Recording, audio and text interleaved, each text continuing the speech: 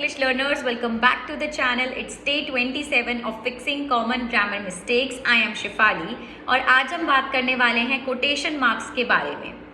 So quotation marks को हम कब यूज़ करते हैं?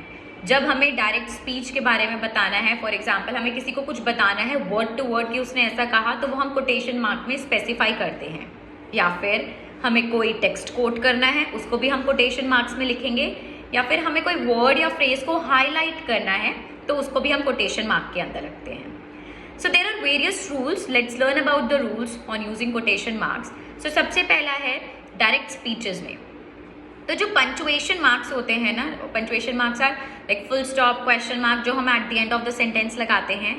अमेरिकन इंग्लिश में जो पंचुएशन मार्क्स हैं वो हमेशा इनसाइड आते हैं कोटेशन मार्क के. So for example will say she says or she said, I love pizza, full stop, and then the closing quotation mark. पर वही चीज़ ऑपोजिट होती है ब्रिटिश इंग्लिश में. तो ब्रिटिश इंग्लिश में it is she said, I love pizza, quotation mark close and then full stop.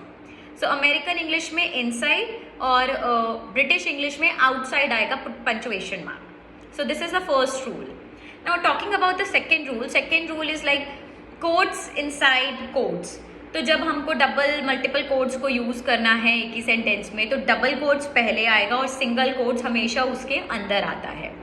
For example she said my mother always says be kind to everyone. So she said quotation mark, my mother always says single quotation mark that be kind to everyone. So double quotation mark के अंदर single quotation mark हमेशा. Now the third rule is when you are highlighting a word, for example, the word lit has multiple meanings. Okay, so this lit word is highlighted, तभी हमने उसको quotation mark के अंदर place किया है. So yes, that's it. I hope you have understood कि कैसे quotation marks को use करना है. Keep practicing.